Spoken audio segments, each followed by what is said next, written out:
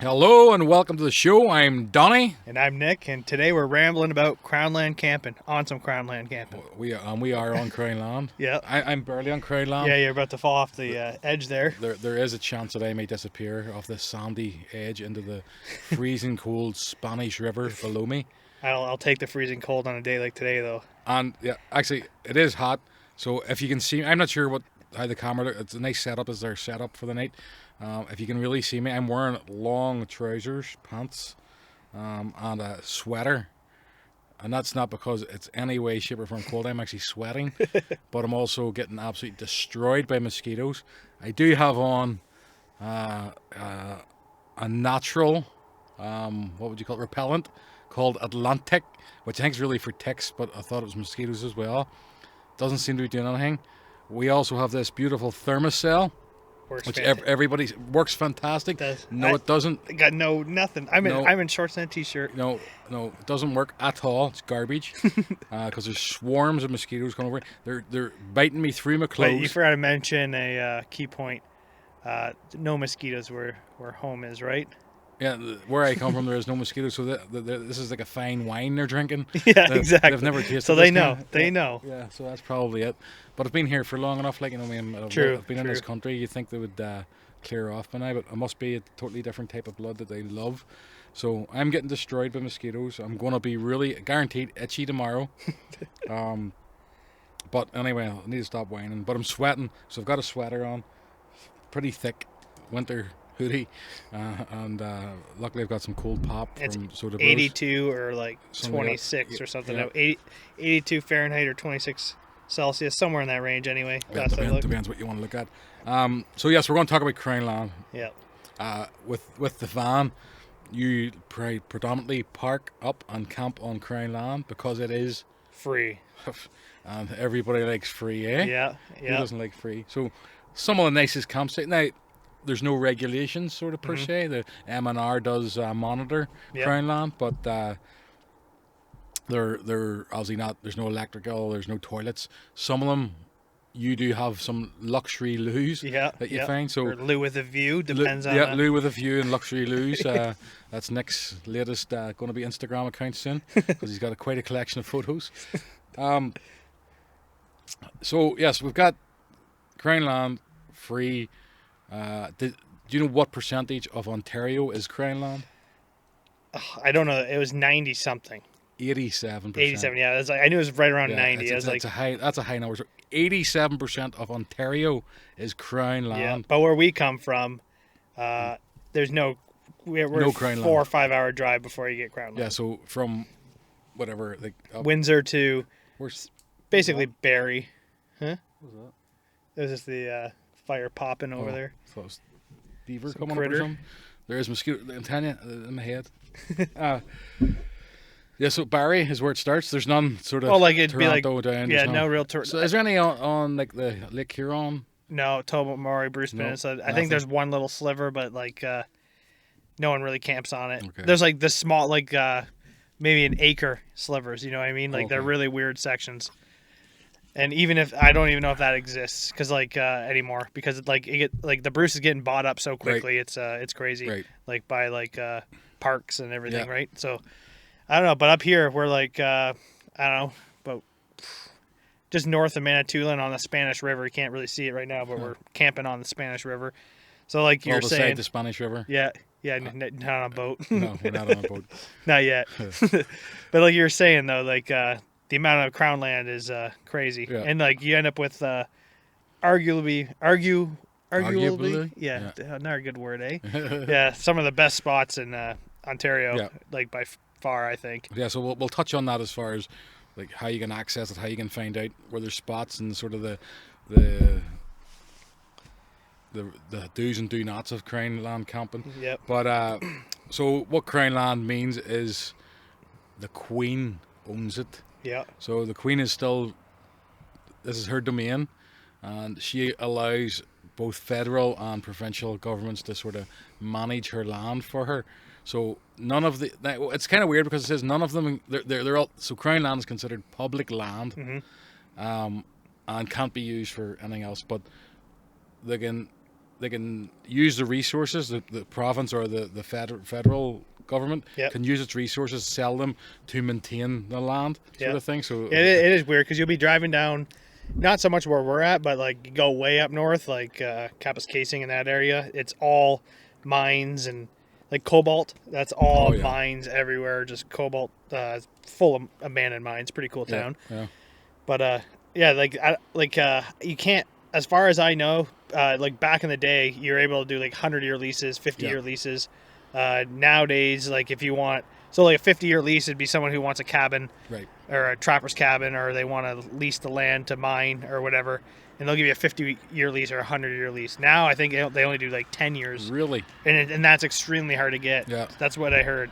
So I'm not sure. I'm not saying so you can lease or whatever.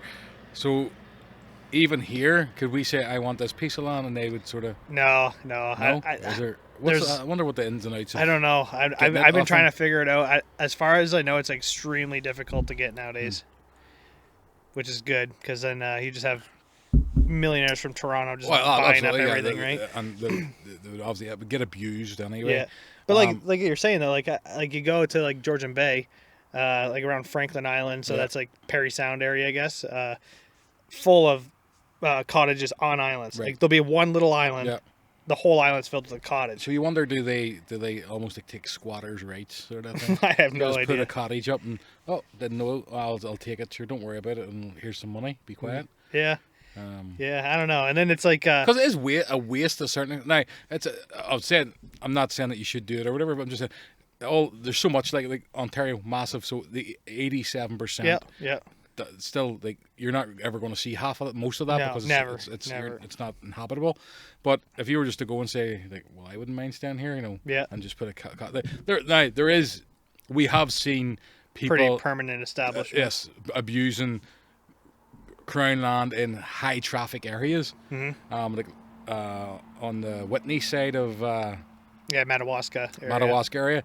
Like we went past trailers that are there permanent. They've got a dock. They've got decks around them, flower gardens, grass planted.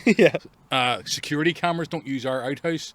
No, so you're only allowed to stay maximum. It was 21 days. Yeah, 21 days. They're not staying for 21 days. They're staying forever. No.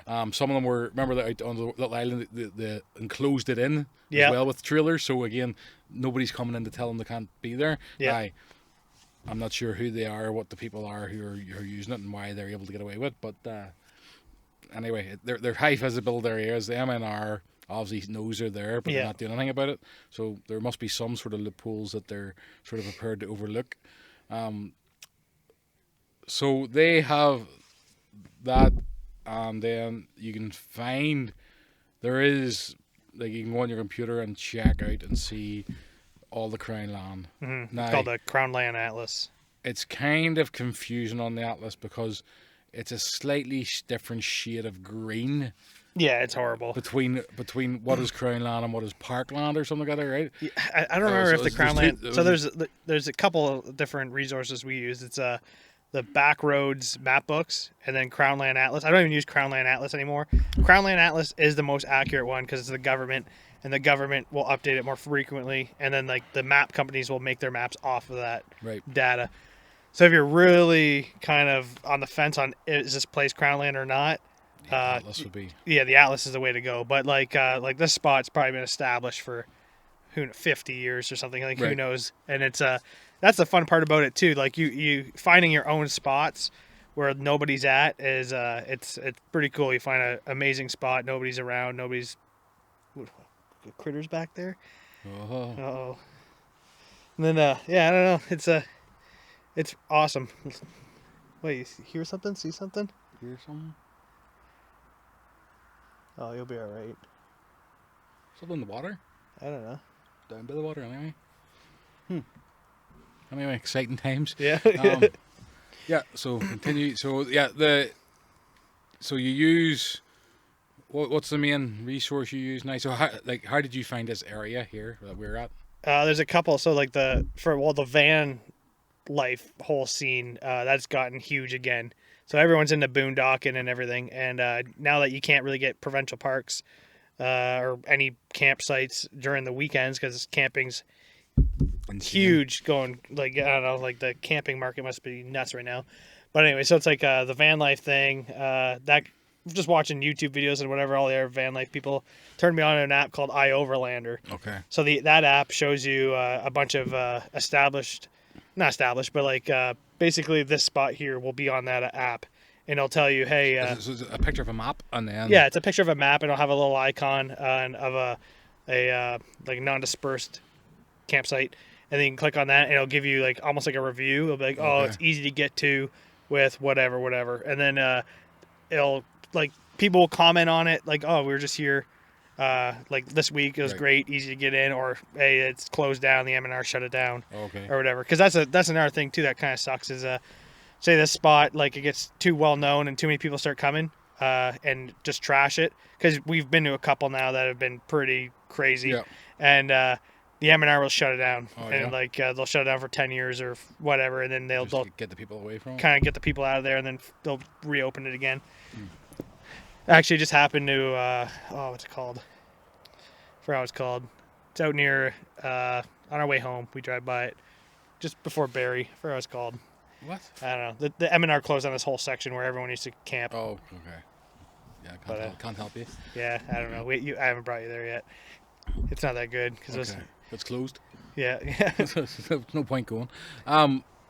So that would be the sort of go-to app for finding out areas. Now,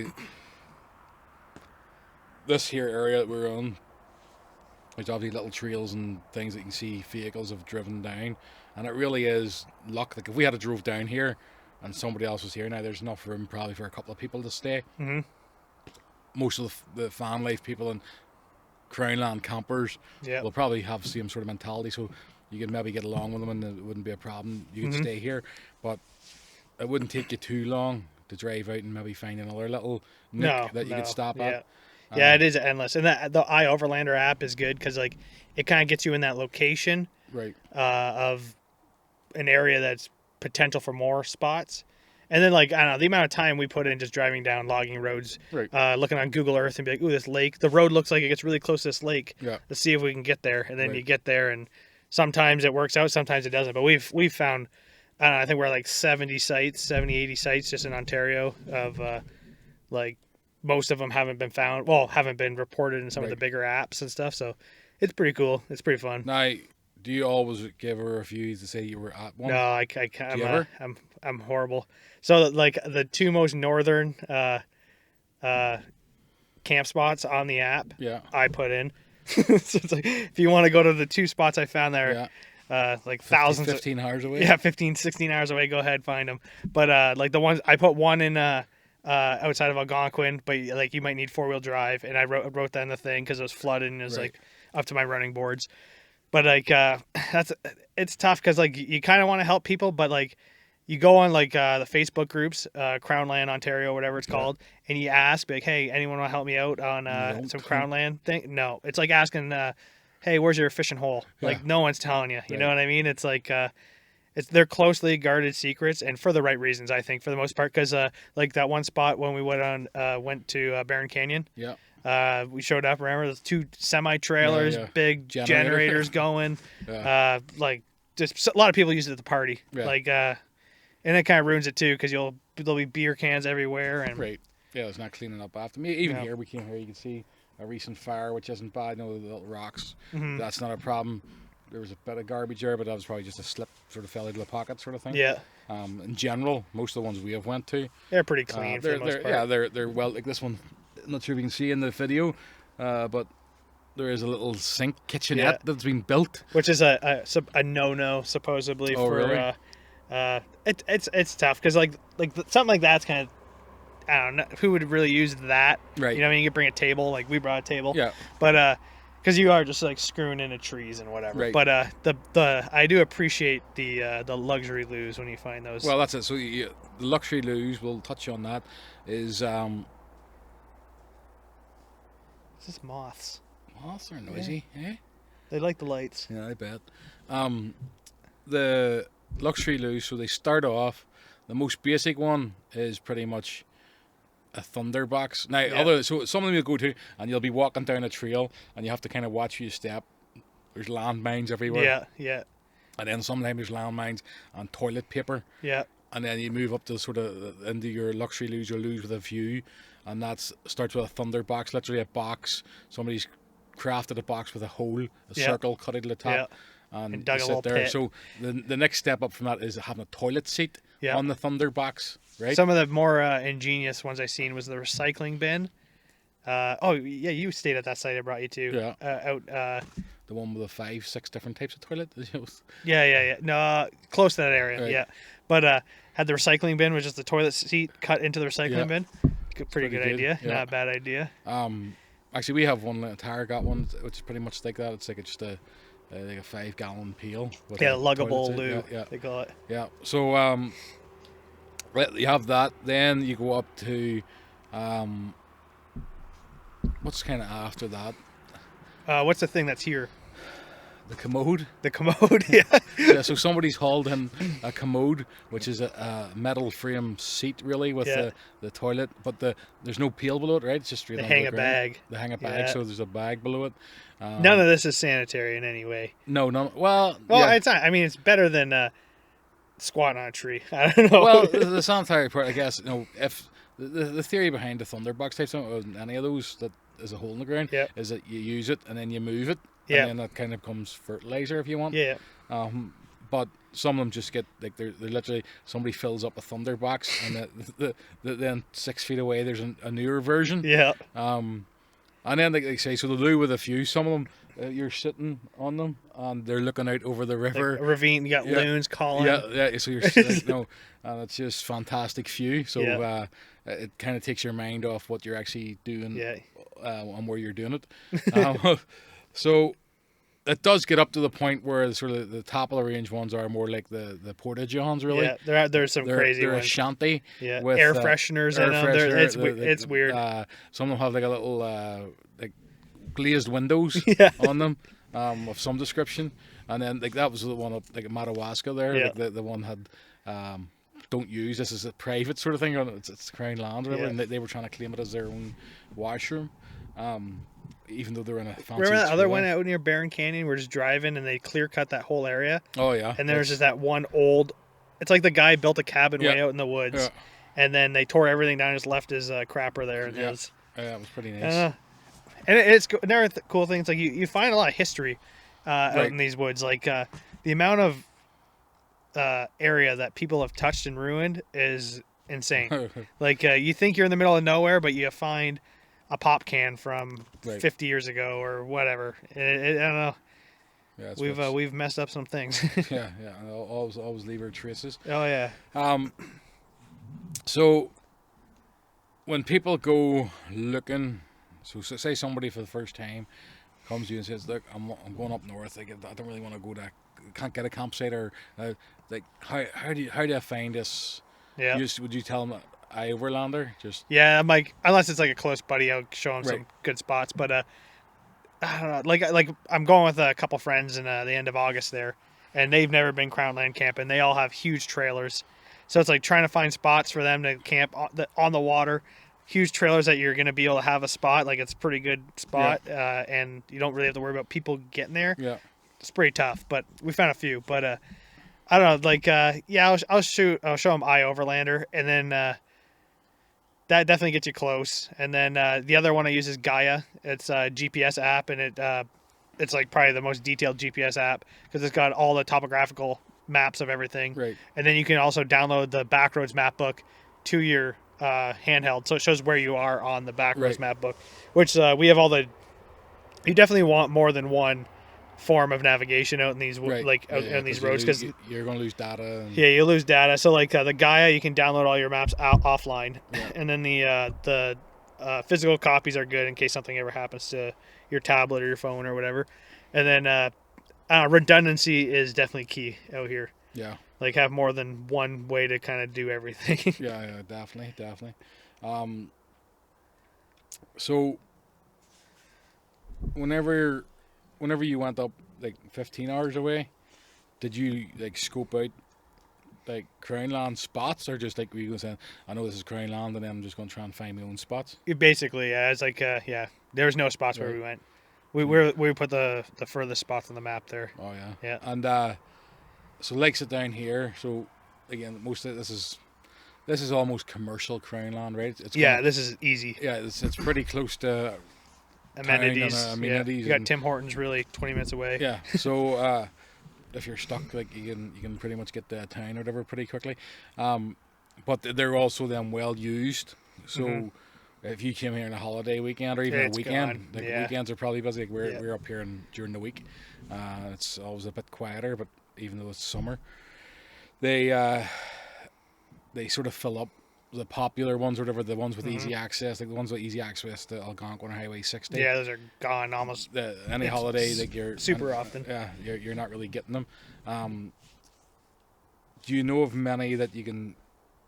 Like, is it frowned upon to almost try and make one? Yeah. It is, for sure it is, because you're not even allowed to really cut down trees or build structure. So like, when you you look at the rules on camping on Crownland, you're not allowed to like cut down live trees. You're not allowed to build structures, which that little thing's a structure. Right. Technically, a thunderbox is a structure. Oh, okay. And so I really don't know how some of these sites get made. Okay. Like, I don't know. You think they just get made, then it's not worth fighting about. And I think so. And it's like say this was made 50 years ago, and then it just kind of became this. I honestly, if you maintained anything that like you're not causing problems to anyone, is pretty good. But like if you're like cutting a trail, just cutting down live trees to get to a spot, right? Yeah, it's definitely frowned upon. Because I would assume that'd be mostly the 87% would be inaccessible, right? Yeah. Oh yeah. So it's not like we're saying Crownland is like a big campsite. Yeah, right? But like really, so like the Crownland Camping, you can find a bazillion sites. You can camp 100 feet up this little trail here, right? And that's Crownland Camping still, right? But it's like you want like the crown jewel is where we're at right now, right on the water. Right. Like those are the hard ones to find. Yeah. But like there's a million. Like not even exaggerating, 1 million kilometers of logging roads in Ontario. So it's like you'll find them without a doubt. And unfortunately, going from where we live, Windsor, like Essex County, Toronto, nothing. And then everyone from Toronto still has to drive like 2 hours north. Yeah. And then that's like the Algonquin border. So that area is like pretty busy. Yeah. Once you go past North Bay, Temagami, that area, everywhere there's spots everywhere. Then past Sudbury this way, everywhere. Superior, it's insane. You have like you're on the lake with the northern lights in the middle of the night. It's right. I don't know, some of the coolest, by far the most amazing campsites I've ever stayed at. Yeah. So they're even like you said, the further north ones, like it is almost like commercial ones. Like this would be pretty busy spot. The stuff around in sort of the North Bay and past they become a bit quieter. Oh yeah, easier to find empty. I would say, right? Yep. And there's another app too that's pretty handy. It's like it's a website, Aunt Fish, I think it's called. It stands for Ontario Fishing. So it shows you, hey, this lake is stocked with trout, whatever, and there's a boat launch there. Huh. He'll tell you if there's a boat launch accessible, or if there's a logging road that brings you there with a boat launch or whatever. So that just like knowing there's a boat launch there means you can pretty well camp on the water, as long as you're not impeding that boat launch. Right. And so that's a good handy one too. I've never really used that way, but I know a couple people that do, and they say it works pretty good. Now, is there anywhere you'd sort of say, like your van is quite high off the ground? It's not 4-wheel drive, but you've got off-road tires and things on it. Is there, like, if somebody's coming up in their hatchback car, would you say it's not the greatest idea? Or depends where you're going, because like the thing is like your tires, right? If you have like street tires, you're gonna shred your tires in these the gravel logging roads. Like it's not traditional gravel like you're on a county road. It's like like chips, quarry stones, right? Yeah. So that's like I think that's the biggest thing. Like the ground clearance definitely for some of the spots. But like a lot of spots we go to around Algonquin, you could do in a car if you're going slow, but and in the right time of year. If yeah, it's not wet or muddy exactly. It's you're rolling the dice on every one. Like I back when I had like an Escape, and it had like the low profile tires on it. I shredded a tire out in like the backcountry topography there, and that was no fun. But that was like because we had crappy street tires on it. Yeah, and then if you low profiles and things like that, there's skinny tires. You're done. It's kind of pointless. What else was I thinking about whenever you're saying that is like the weather really plays a part, because some of these like they're obviously all to a certain extent dirt roads that get you the actual Crownland spots.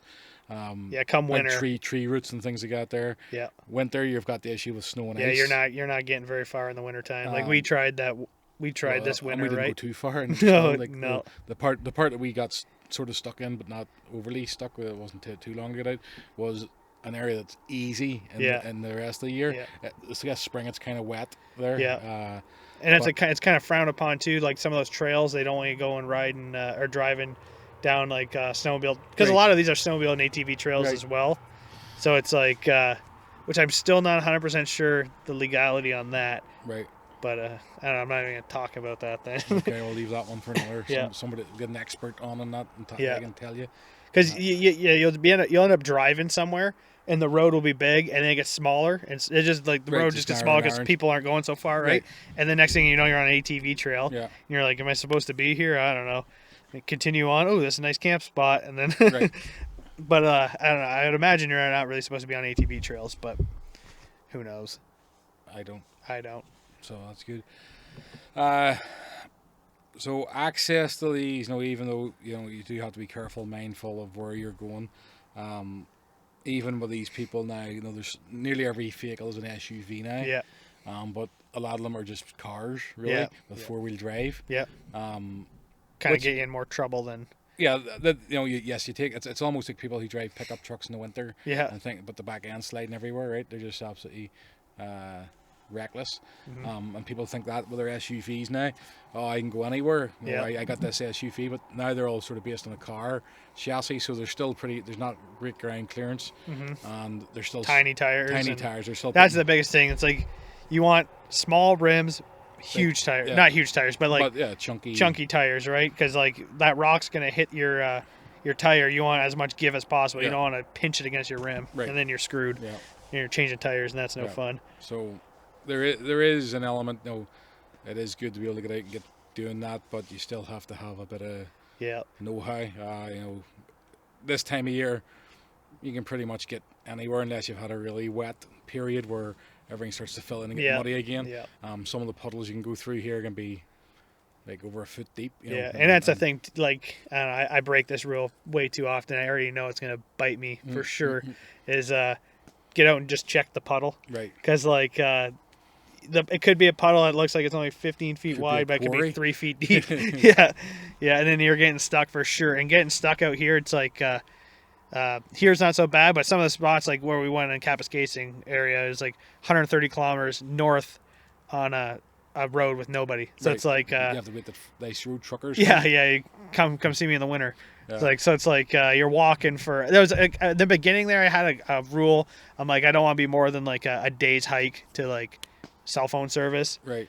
But now it's like that venturing off further and deeper. It's that rule seemed to vanish. But we are looking into a Spot or like some sort of satellite messaging service, which we should get. We have a CB, which is all right. Like gets you 20 kilometers ish, and it's some like the amount of logging going on out here is pretty crazy. So like you odds are you'll be able to pick up a logger or something going by at some point. But yeah, like if you're new and nervous, just spend the money and get that messaging like satellite messaging service anywhere in the world. It works. Oh yeah. And you can. Is it just for emergencies, or is it? You can text back and forth to people, but it is expensive. It's like I forgot how much. $120 for like 25 messages or something. Cheaper than a helicopter. I don't know. But if you're, well, I guess so. As long as it's not a month and your messages run out or whatever, I guess that's not. Yeah, it doesn't have. It's no contract or anything. What do you think of your raspberry cordial? It's pretty good, really good. Yeah. Actually, it can probably just taste better because it was a hot day and these are ice cold. I think I do like that raspberry cordial. Not a big fan of Anna Green Gables. Don't know a lot about her, but the pop's good. So that really covers most of what you do. The apps, you can put links, whatever, to the apps, I guess, and on the show notes, and that probably just put up a few photos of a few of the spots just to show, like when we did our Algonquin special. Yeah, that's one of the spots. That's one of the spots outside of Algonquin, but it was in the area. Same thing. This would be like a Manitoulin we're on our way to. So same thing. It's some of these areas, we're not saying that you're taking them into these parks or like Algonquin or Manitoulin Island itself, but for an overnight stay, especially with a family, you're not a big setup involved. Yeah. People are putting tents up and stuff like that. They're pulling out trailers and that there and taking everything apart. Might be a bit more work, but you're not right. You're not right necessarily where you want to be. This is a beautiful spot here, but we're going to go and do other things. So it's nice to come, set up, go swimming, have a fire, cook some food.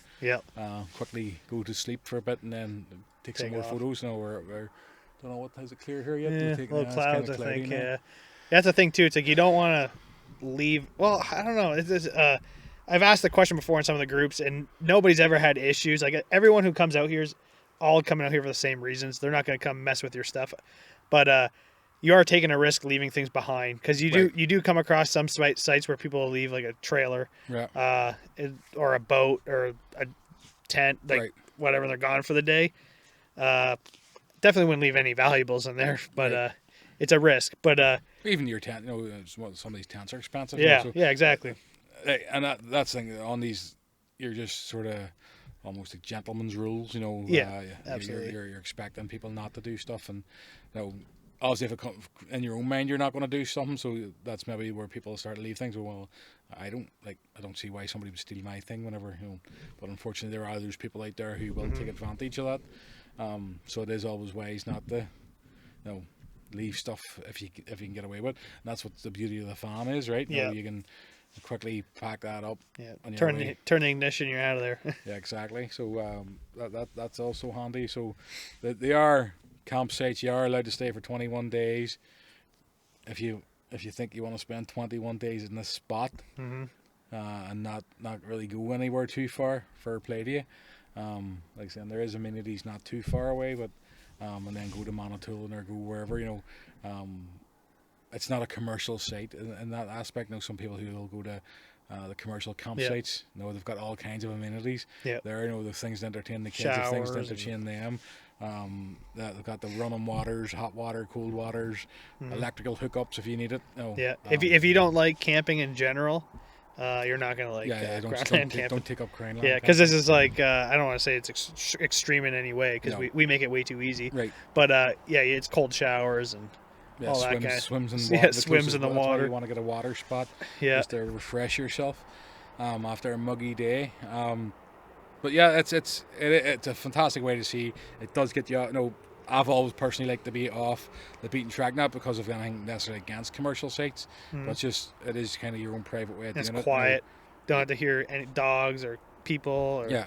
No, tonight we've just had probably half a dozen boats. Go up the river. Fishing. And the whippoorwills were hollering over there. Give you a wave, and we did have somebody come by on a side by side. Yeah. So I'm not sure if that's the ones we can see a little light. Down the river a little bit. So it could be somebody else camping here. And you do meet a bunch of. I don't have we met anyone? I don't think so, eh? No. I don't know. Me and Paige we meet quite a bit of people. Yeah. It's like it is kind of weird. They're like everyone's pretty cool. Everyone's out for the same idea as you are. A lot of people traveling to the east coast to the west coast. Right. So it's I don't know. Everyone's got cool stories. And it's obviously if you're doing big trips, you got there. It all makes it more affordable as well, right? If you're not having to spend money on commercial sites, like staying at provincial parks, like almost $300 a week, right? And it's like that pays for our gas to do our whole trip here. Yeah, so it does changes the whole landscape of a trip that Yeah. way. And to me, it's just personally more enjoyable. Yeah. A little more adventure. Yeah, it's you're not tripping over somebody at another campsite right next to you. And I don't have a problem. Yeah. Well, I don't really like a lot of people, but no, commercial campsites are fine and dandy. Yeah, you got your good days and your bad days there. That's for sure. Exactly. So, Crownland certainly is a neat way of doing it, and like I said, with the amount of land that we have available to do it on, it's certainly worth. I'd say it's worth it checking out if you're wanting to do some sort of camping and don't have a lot of means as far as want to go on commercial sites, or if it's not even your thing. Yeah. But there is certainly things you need to be aware of, and it is rough to a certain extent, right? So, yeah. And then come like fall, like you gotta watch over hunting because a lot of these areas are occupied by like hunters in the fall. Then I'm trying to think of any other. Every season brings its. Yeah, summertime is crazy. Summertime's crazy with springtime is like early spring's really nice. But this is the first year we went up. When did we go the first time there? Went around North Bay, right around Algonquin. I forgot when we went. It was right before the birding season started. So it'd be like end of April or early May. But it was like completely dead. Yeah. It was awesome. That was really good. Yeah. Yeah, so it's you've got different every season brings something different and different things to be aware of, driving around and like you say hunters and what have you, but there's certainly the means to check it out, and it's something you definitely recommend to other people to try. So yeah, that's Crownland Camping or Crownland for you. Another little hidden tip. It's like the unwritten rule is like leave camp firewood behind for the next guy. Oh yeah. Yeah. Like, what does it have to be, like, split? No, just I've came across somewhere it's like a bunch of split, right? And they'll like leave a note or something, and I don't know. It's just like then whoever comes next, you're ready to go for a fire. Yeah, that's always handy. Yeah, it's like 50% of the time I think I find it. It's more like the established spots, right? It's like aren't on Overlander. Yeah. Is that howl I hear? You heard a wolf? Thought so. Nice. I don't know. Packle. Anyway, well, we'll go and hide then before the wolves come and get us. So we've covered everything that you think so. Is important to the. Yeah, I mean, like just look on Google Earth. Google Maps is probably my favorite. Google Maps, you find an area you want to check out, and follow logging roads, and you look at that spot, cross-reference with either Crownland Atlas or that Backroads map book. Yep. If it looks good, go for a drive. Go and try it out. Go and drive 800 kilometers. Yeah. Nice. Perfect. Well, that's our wrap. So it's a good night from Nick. Good night from Donnie. Good night. Good night.